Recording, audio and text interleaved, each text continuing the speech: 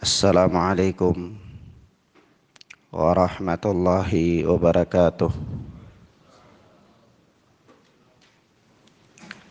Walhamdulillahi hamdan katsiran thayyiban mubarakan fih kama yuhibbu rabbuna wa yarda. Ashhadu an la ilaha illallah wahdahu la syarikalah wa ashhadu anna Muhammadan abduhu wa rasuluh sallallahu alaihi wa ala alihi wa ashabihi wa man sara ala nahjihi ila yaumil qiyamah. Amma ba'd. Ikhwanna fid din, a'azzani Allah wa iyyakum. Kita masih dengan pelajaran Syarh Sunnah oleh Al-Imam Abu Muhammad Al-Hasan bin Ali bin Khalaf Al-Barbahari rahimana wa rahimahullah. Telah berlalu kita membicarakan permasalahan yang berkaitan dengan qisas yaumal qiyamati bainal khalqi azza wa jal. Qisas di antara hamba-hamba Allah pada hari kiamat kelak. Nah, kita sudah membahas bahwa di antara makhluk ada yang diciptakan oleh Allah Subhanahu wa ta'ala untuk kemudian kekal setelah dibangkitkan, dan ada yang diciptakan oleh Allah tidak untuk kekal meskipun nanti dibangkitkan pula. Iya. Naam. Maka tolong sebutkan kepada ana makhluk apa saja yang nanti dibangkitkan oleh Allah lalu kekal. Jin dan manusia. Jin dan manusia mengalami apa? Mengalami hisab dan qisas. Naam. Makhluk yang dibangkitkan oleh Allah lagi tapi nanti tidak kekal adalah hewan, ya. Dia mengalami apa hewan di hari kiamat? Mengalami qisas. Mengalami dapat balasan apa tidak? Dapat balasan pahala apa tidak? Nah, tidak, ya. Taib. Lalu kalau setelah selesai qisas, dikemanakan hewan itu? Dijadikan oleh Allah sebagai tanah. Naam. Taib. Selanjutnya berkata Al-Imam Al-Barbahari rahimana wa rahimahullah, waridha'u biqada'illahi azza wa jal, dan ridha terhadap qada, ketetapan Allah Subhanahu wa ta'ala. Ridha terhadap ketetapan Allah Azza wa Jal, wa sabru ala hukmillah, dan sabar terhadap hukum Allah Subhanahu wa ta'ala. Ikhwan, a'azzani Allah wa iyyakum. Al-Imam Al-Barbahari dalam bahasan ini masuk pada salah satu rukun daripada rukun iman. Salah satu rukun daripada rukun iman.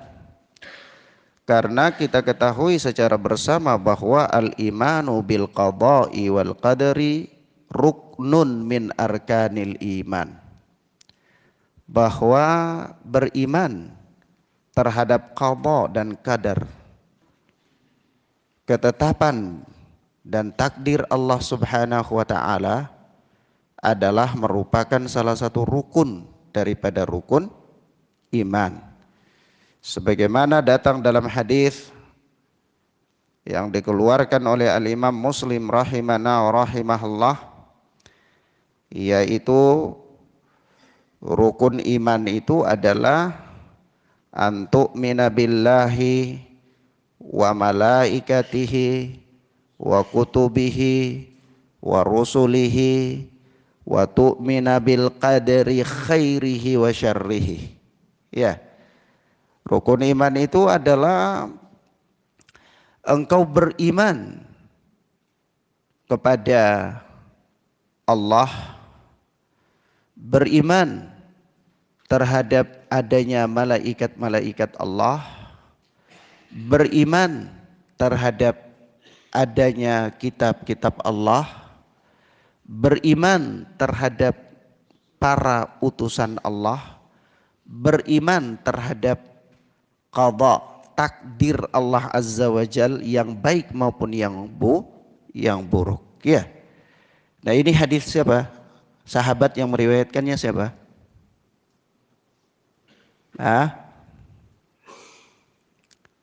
Hadis siapa? Hadis Umar ibn al-Khattab radhiyallahu taala anhu. Ya, yaitu ittala alaina rajulun, tiba suatu ketika bainama nahnu julusin inda Nabi sallallahu alaihi wasallam ittala alaina rajulun syadidul bayad. Ya, suatu ketika kami sedang duduk bersama Rasulullah sallallahu alaihi wasallam, maka tiba-tiba muncullah seorang lelaki yang pakai baju sangat putih ila akhirih. Ya, dan seterusnya. Hadis Umar Ibn al-Khattab radhiyallahu taala anhu. Taib. Nah, ikhwana fid din, azani Allah wa iyyakum. Kalau kita bicara tentang qada atau takdir Allah Subhanahu wa taala, itu seseorang atau kita berkeyakinan bahwa bi annallaha qaddaral asya, Allah Subhanahu wa taala itu telah menetapkan dan menentukan segala sesuatu. Qaddaral asya'a wa qadahu, Allah telah menetapkan dan menentukan segala sesuatu. Sejak kapan Allah menentukannya? Fil azali, yaitu apa? Sejak zaman azali. Wa katabaha fil lauhil mahfuz, dan Allah telah mencatatnya di dalam lauhul mahfuz. Ada beberapa catatan penting daripada sikap ridho terhadap qada Allah Azza wa Jal. Ridho terhadap qada Allah Azza wa Jal itu adalah termasuk di antara sebuah tingkatan iman yang paling agung. Tingkatan apa? Iman yang paling agung. Sebab itu manusia ketika berhadapan dengan qada Allah, takdir Allah Azza wa Jal, itu mereka secara garis besar dikelompokkan dalam dua kelompok atau berada dalam dua keadaan. Hendaklah dia berada dalam dua keadaan. Anjuran supaya dia berada dalam dua keadaan. Memang ada keadaan lain, tapi keadaan itu tidak dianjurkan begitu. Ya, manusia ketika berhadapan dengan qada Allah Azza wa Jal, maka hendaklah dia berada di antara dua keadaan. Keadaan yang pertama adalah bersikap ridho. Bersikap apa? Ridho. Artinya apa? Ini posisi yang paling tinggi. Ridho terhadap qada Allah ini posisi yang paling tinggi. Maksudnya apa? Maksudnya orang ini dia ridho terhadap seluruh takdir Allah Subhanahu wa taala yang menimpanya. baik berupa rizki yang Allah berikan kepadanya, baik berupa musibah yang Allah jadikan kepadanya, atau mungkin dia itu mengalami sakit, dia mengalami kerugian, atau mungkin ditipu ketika bertransaksi dengan orang lain. Ketika dia menghadapi itu semua, dalam kondisi dia meyakini bahwa ini semua adalah murni ketetapan Allah yang dirinya sendiri dan orang selain dia tidak mampu untuk keluar darinya. Paham ya? Tidak mampu untuk keluar darinya. Maksudnya dari apa? Tidak mampu keluar dari ketetapan Allah Azza wa Jalla. Maka dia ridho. Datang kesedihan melanda dirinya, dia ridho. Gunda gulana, dia ridho. Datang diberikan kepadanya rizki, ya dia ridho dengan itu.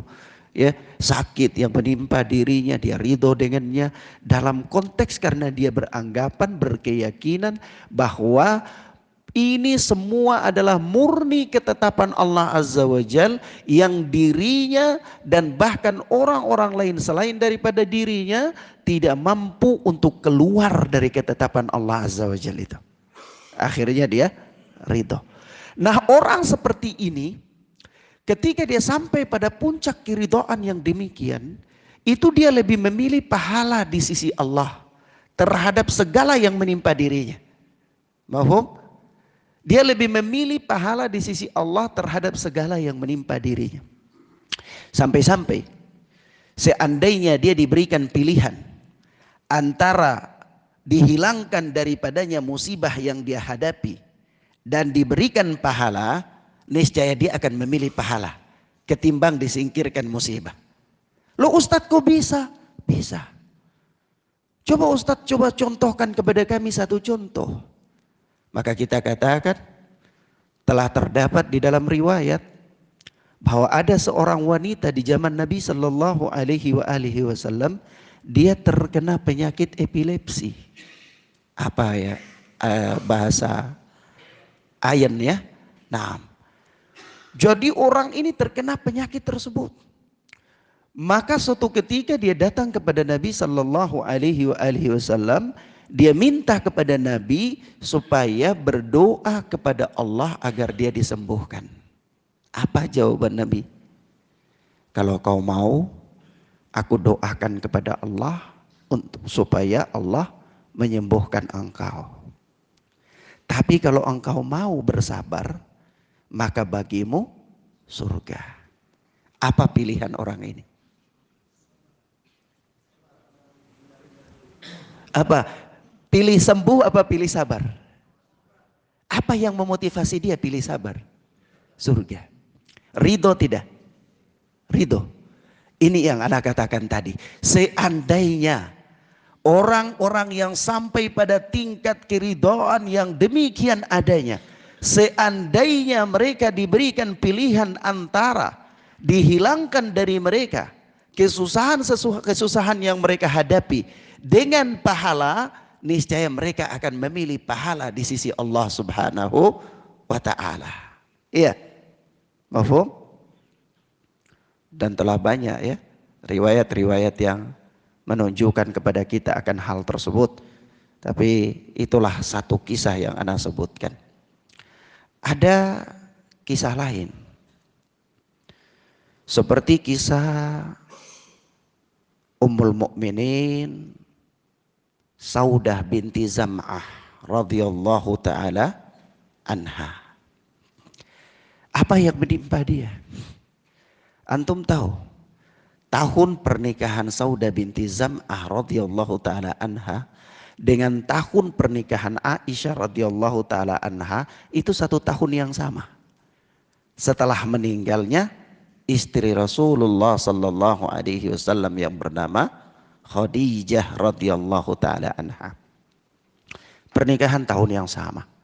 Bedanya Rasulullah langsung tinggal berumah tangga bersama Saudah binti Zam'ah, sementara Aisyah belum ditangguhkan. Kenapa? Karena masih proses usianya masih kecil. Tunggu dulu sampai usianya cukup, baru kemudian disatukan dengan Rasulullah dalam sebuah rumah tangga. Ala kulli hal, di akhir daripada perjalanan hidup Ummul Mukminin Saudah binti Zam'ah ini, dia sudah tua dan mampu bersaing dengan istri-istri Rasulullah yang lain. Sudah gemuk, ya. Akhirnya dia lihat-lihat, oh ini jangan-jangan Rasulullah nanti sudah kurang keinginannya kepada saya karena pelayanan saya sudah berkurang. Ini Rasulullah bisa menceraikan saya. Maka apa yang terjadi? Pilih antara dunia dan akhirat. Apa yang terjadi? Saudah binti Zam'ah datang kepada Nabi sallallahu alaihi wasallam dan mengatakan, ya Rasulullah, tahanlah saya jadi istrimu. Ya, tetaplah saya bersama dengan engkau. Giliranku aku hadiahkan kepada Aisyah radhiyallahu taala anha. Yang penting tetap jadi istri saja. Supaya apa? Supaya apa? Dapat menjadi istri Rasulullah sallallahu alaihi wasallam di kehidupan akhirat kelak. Dunia apa akhirat pilihannya? Ridho enggak dengan keadaannya itu? Inilah puncak-puncak tertinggi daripada apa? Ar-ridha biqada'illahi azza wa jal. Ridho dengan ketetapan Allah subhanahu wa ta'ala. Banyak sekali kisah-kisah yang seperti ini yang seandainya diberikan pilihan.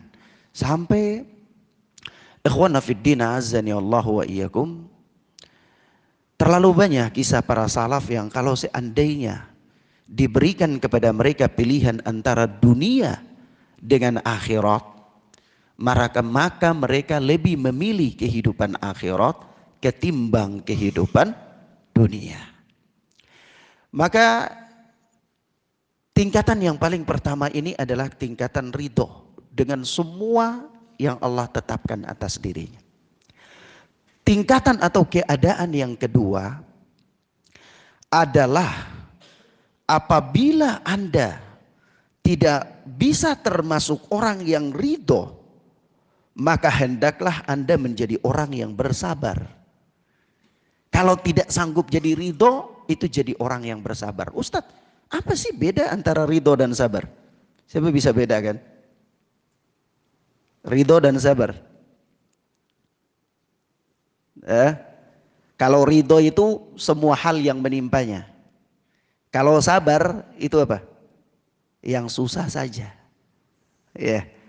Karena tidak ada orang sabar, oh kaya sabar, kaya raya. Tidak ada. Ya. Mafhum ya? Jadi kalau dia diberikan kekayaan harta yang banyak, ya dia ridho, dia senang, ridho. Wah ini takdir Allah. Tapi kalau dia diberikan ujian, lebih banyak kepada arah sabar. Begitu, paham maksudnya? Taib.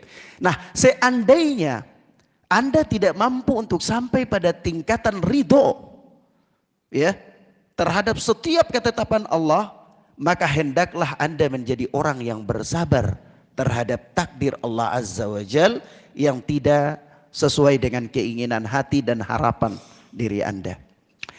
Maka ikhwan, sebab itu Allah Subhanahu wa taala berfirman, "Was-sabirina fil ba'sa'i wad-dharra'i wa hinal ba's, ulaika alladzina shadaqu wa ulaika humul muttaqun."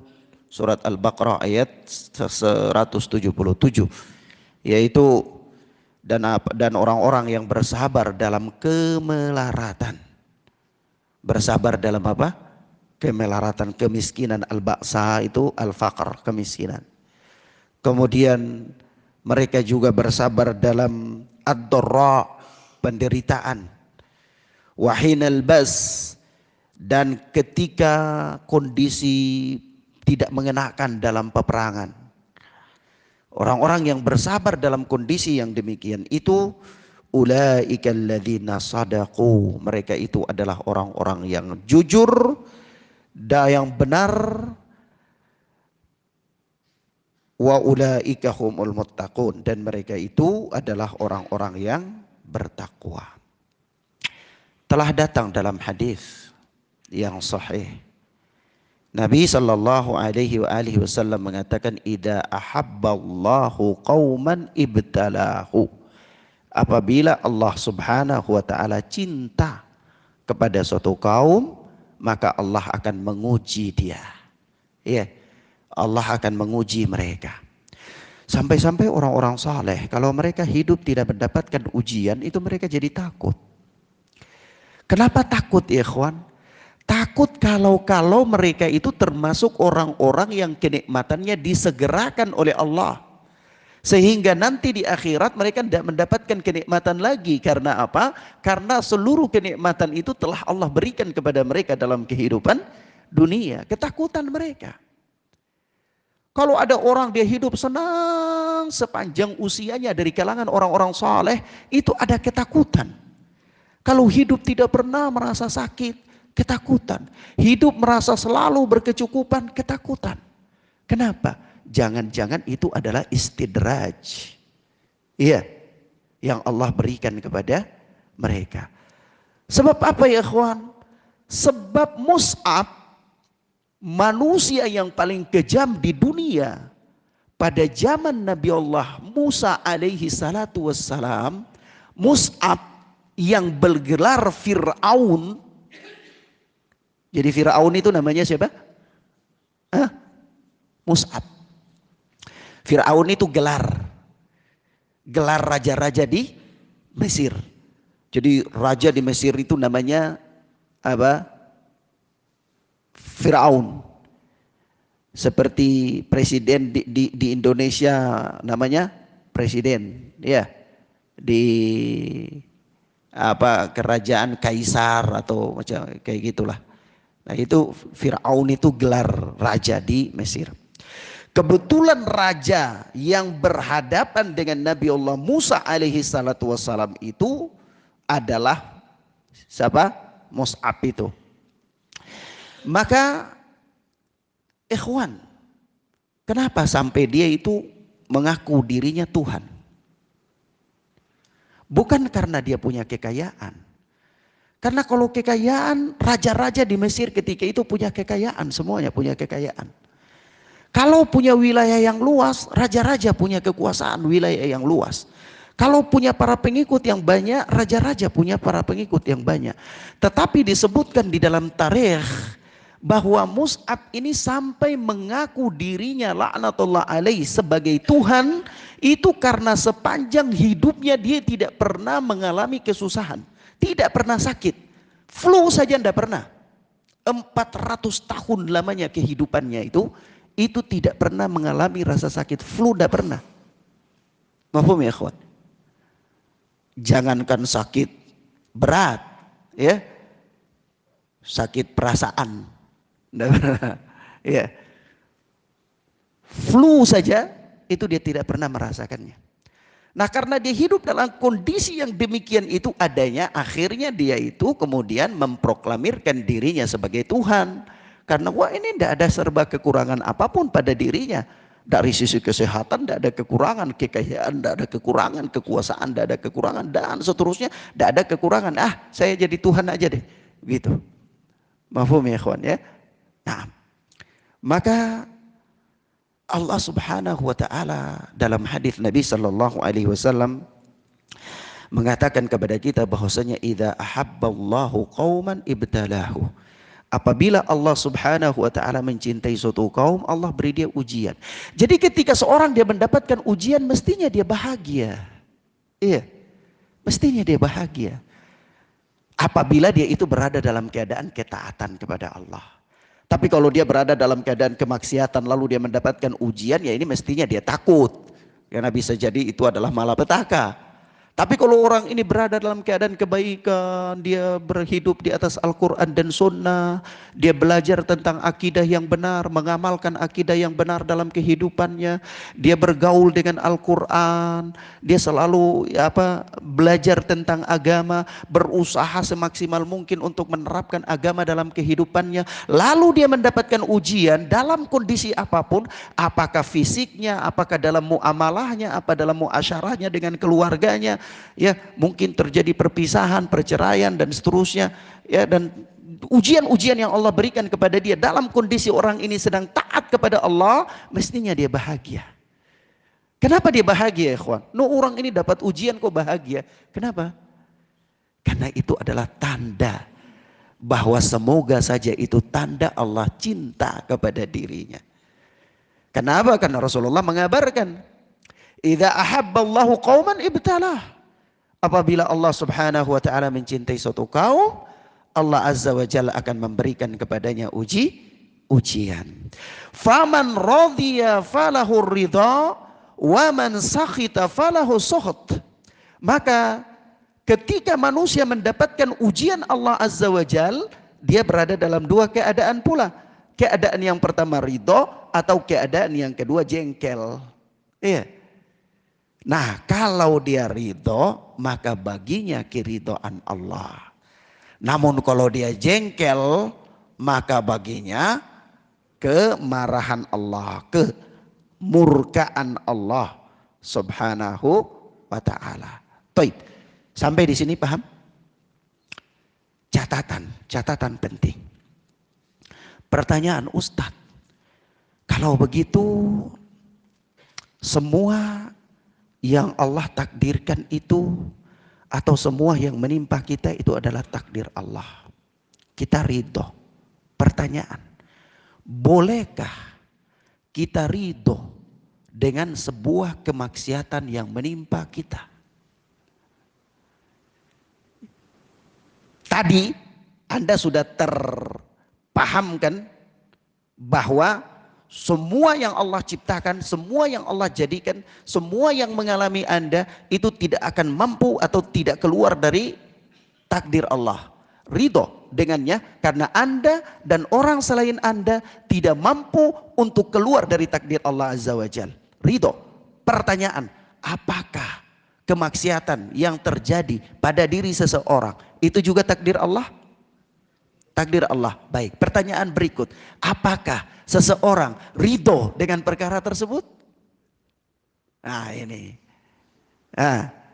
mana yang jawab? Tidak ada hadiah ya? Ya mudah-mudahan saja ada saudagar yang bisa ya, ngasih kita apa hadiah. Nah, tip, gimana? Siapa yang bilang ridho, siapa yang bilang tidak? Ini harus anu nih.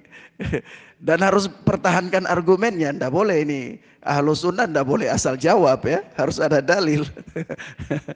Nah, taib antum tidak ridho, baik. Alasannya apa? Barakallahu fiik. Siapa lagi? Masya Allah, bagus. Barakallahu fiik. Nah, jawabannya adalah tidak boleh ridho dengan kemaksiatan. Tidak boleh ridho dengan kemaksiatan. Kenapa? Karena di samping Allah Subhanahu wa taala menciptakan segala sesuatu dan menetapkan segala sesuatu, Allah juga menetapkan kepada manusia pilihan.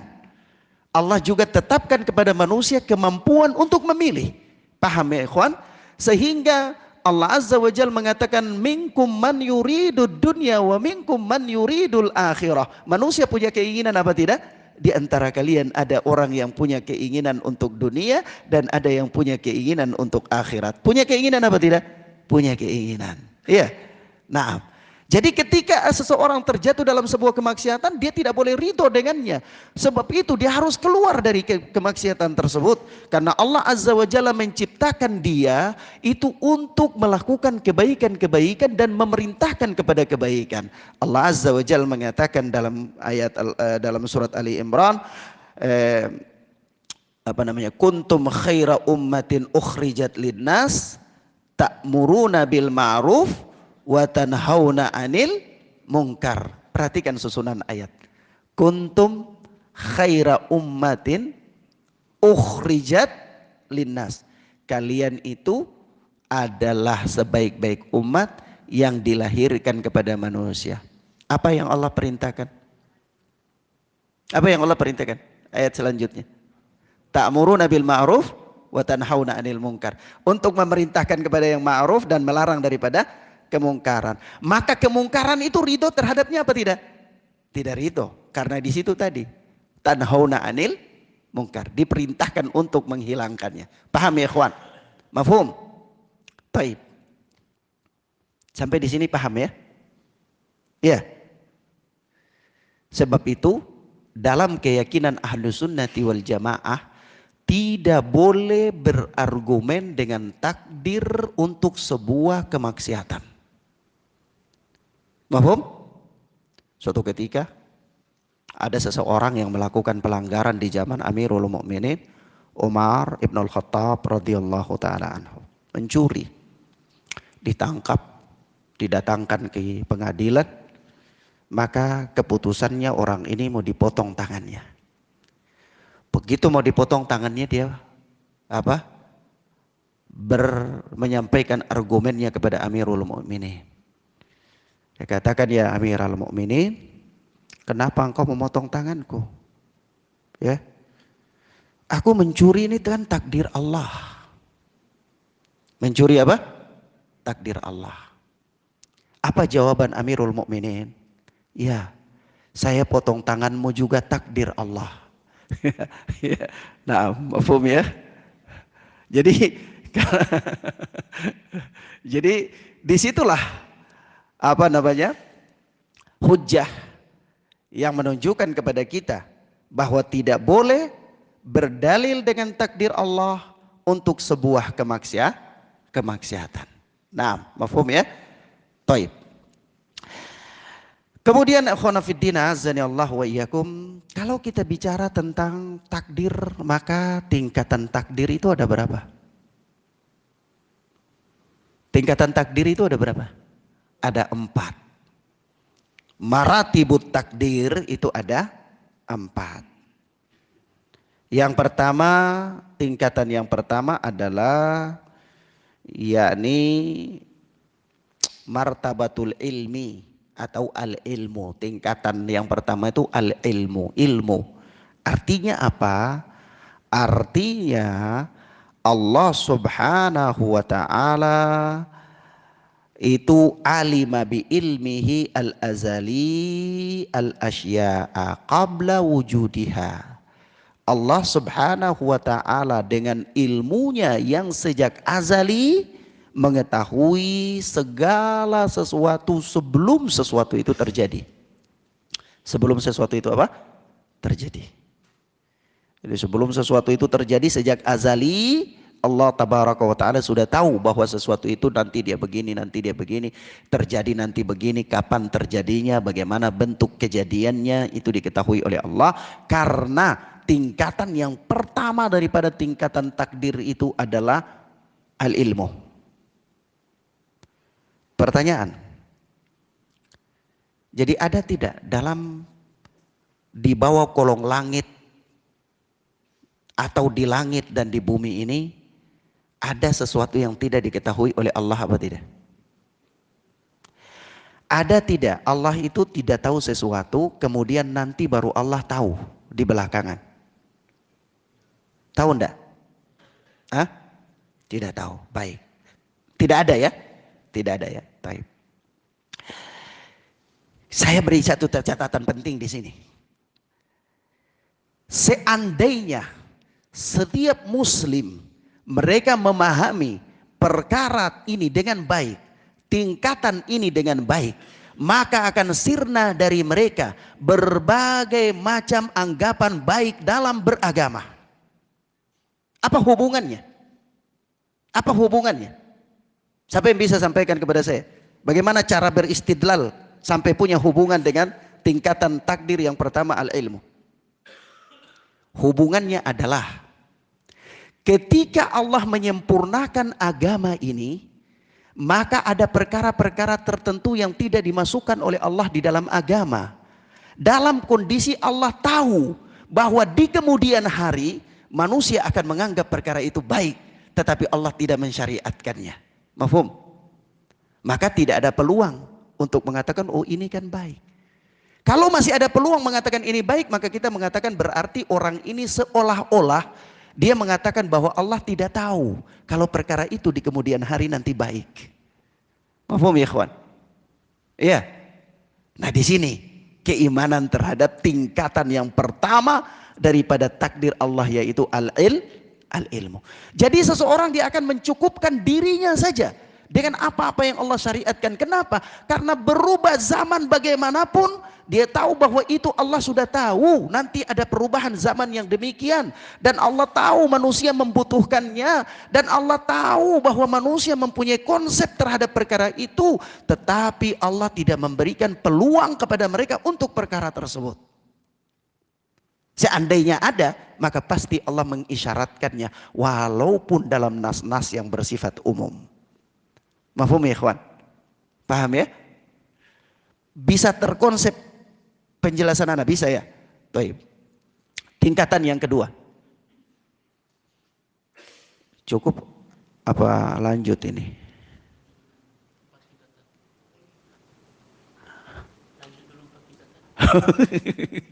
Gitu, baik.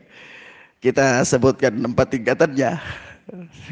Baik, secara singkat Ana sampaikan. Baik, yang kedua, tingkatan yang kedua Pak, yaitu maratibul kitabah, catatan takdir, atau al-imanu bi annallaha katabal asya'a fi lauhil mahfuz. Beriman bahwa Allah telah mencatat segala sesuatu di lauhul mahfuz. Allah mencatat segala sesuatu di mana? Di lauhul mahfuz. Yaitu apa? Seperti di dalam firman Allah ya. Ma asaba min musibatin fil ardi wala fi anfusikum illa fi kitabin min qabl an nabra'aha inna dzalika 'alallah yasir. Yaitu apa saja yang menimpa musibah, segala musibah yang menimpa yang terjadi di muka bumi ini maupun yang menimpa diri kalian, melainkan semua itu telah tercatat di dalam kitab min qabli an nabra'aha. Sebelum apa? Sebelum kami mewujudkannya. Ya. Sebelum Allah menjadikannya supaya manusia tahu, manusia mengerti, manusia lihat, tangkap dengan indera mereka, itu sudah Allah catat kejadian-kejadiannya di lauhul mahfuz. Iya. Naam. Bagaimana peristiwa itu? Sulit ya, bagaimana ya? Allah mengatakan inna dzalika 'alallahi yasir. Yang demikian itu mudah bagi Allah. Anda jangan berpikir bagaimana Allah melakukan itu. Jangan berpikir tentang perbuatan Allah Azza wa Jalla, yakni tentang bagaimana Allah menciptakan, jangan. Tetapi berpikir tentang apa? Perbuatan Anda. Karena Allah Subhanahu wa taala tidak ditanya tentang apa yang Allah perbuat, tetapi Andalah yang akan ditanya tentang apa yang Anda perbuat. Iya. Jadi jangan bertanya tentang apa yang kita tidak berdosa karena tidak melakukannya, atau tidak mendapatkan pahala karena melakukannya. Tapi bertanya tentang apakah kita itu berdosa kalau melakukan suatu perkara itu, atau kita berpahala untuk melakukan suatu perkara itu. Mafhum ya ikhwan? Baik. Kemudian tingkatan yang al-martabatu tsalitsah, tingkatan yang ketiga ya. Tingkatan yang ketiga itu yaitu masyiah, yaitu kehendak Allah Subhanahu wa taala. yakni Allah Subhanahu wa taala itu maha berkehendak untuk menjadikan segala sesuatu dalam kehidupan dunia ini. Kekufuran, keimanan, ketaatan, kemaksiatan, kebaikan, ya, kerusakan, itu semua tidak bisa terjadi melainkan dengan kehendak Allah. Jadi Allah itu mempunyai kehendak secara kauniyah dan secara syar'iyah. Kauniyah itu apa? Kauniyah itu perkara baik dan buruk semuanya tidak bisa keluar dari ketetapan, dari kehendak Allah. Allah menghendaki itu semua. Tapi Allah menghendaki keburukan itu secara kauniyah, namun secara syar'iyah Allah tidak mencintai keburukan itu. Mafhum ya? Ya, paham ya? Allah menciptakan kalian dan menciptakan perbuatan kalian. Jadi perbuatan makhluk itu apa? Ciptaan Allah apa bukan? Hah? Perbuatan Allah apa bukan? Ciptaan Allah Azza wa Jalla. Yang melakukannya Allah apa makhluk? Makhluk. Karena yang melakukannya makhluk, maka makhluk diberikan pahala atau diberikan siksaan. Karena itu, kenapa? Karena itu adalah perbuatan dia. Paham ya ikhwan? Tapi yang menciptakan perbuatan itu siapa? Yang melakukan itu siapa? Yang menciptakan pelaku itu siapa? Allah. Yang menciptakan perbuatan itu siapa? Yang melakukan itu siapa? Ah ya, paham, berarti paham. Taib. Paham ya? Nah, ini perkara ini kalau antum masuk dalam kitab-kitab akidah ini perkara perselisihan paling panjang ini. Paling panjang di antara firqah-firqah sesat. Mu'tazilah, Qadariyah, Jabariyah. Ini perhelatan paling panjang di sini. Tapi ana simpulkan kepada antum di sini kesimpulannya. Paham ya? Taib. Tingkatan yang keberapa? Tingkatan yang keempat adalah tingkatan al-khalq, penciptaan. Ya. Allahu khaliqu kulli syai'in. Allah menciptakan segala sesuatu. Allah menciptakan apa? Segala sesuatu. Tidak ada satu benda pun atau suatu perkara pun dalam kehidupan dunia ini yang terjadi secara kebetulan. Tidak ada. Melainkan semua itu sudah ditetapkan oleh Allah Azza wa Jalla sejak azali. Dan Allah menciptakannya sejak azali. Sebelum dia terjadi. Iya. Mafhum ya ikhwan? Taib. Sebenarnya di dalam takdir kitabah ini ada 4 takdir penting yang disitulah manusia bingung dalam menghadapi. Kadang-kadang orang bilang takdir itu bisa berubah apa tidak bisa berubah. Kadang-kadang orang katakan tidak bisa berubah. Tapi ada nas mengatakan doa bisa merubah takdir. Berarti doa bisa berubah. Takdir bisa berubah. Ini bagaimana? Padahal ya. Nah ini pembahasannya ada di dalam takdir Alkitabah. Di dalam takdir Alkitabah itu ada 4 tahapan takdir. Tapi itu nanti pembahasan khusus ya. Nah disitulah yang nanti kita katakan oh ini bisa berubah takdir itu. Di sini. Nah, paham ya? Nah demikian akhwana fiddina azani Allah wa iyyakum. Inilah beberapa hal yang bisa kita sampaikan pada pagi hari ini. Mudah-mudahan bermanfaat bagi kita insyaallah ta'ala. Wa sallallahu ala nabina Muhammad wa ala alihi wa sahbihi wasallam. Subhanaka Allahumma bihamdika asyhadu an la ilaha illa anta astaghfiruka wa atubu ilaik. Wassalamu alaikum warahmatullahi wabarakatuh.